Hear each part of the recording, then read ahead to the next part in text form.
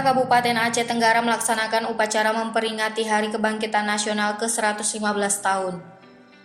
Upacara peringatan dihadiri oleh PJ Bupati Aceh Tenggara beserta Forkompinda Aceh Tenggara atau yang mewakili.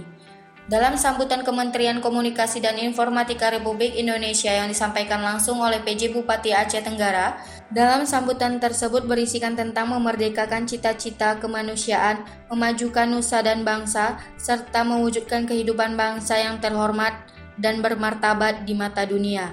Kami mengajak seluruh komponen bangsa untuk terus mempertahankan bara api semangat kebangkitan nasional sembari mendapatkan barisan perjuangan kita yang menunjukkan kerja keras, kerja cerdas, juga kerja sama demi kemandirian dan kemajuan bangsa yang berkelanjutan.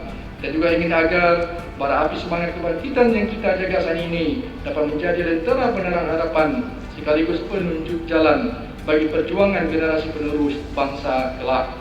Selamat memaknai dan memperingati Hari Kebangkitan Nasional ke-115 bagi kita semua berjuang, belajar, bertumbuh, dan terus melangkah maju dengan semangat untuk bangkit.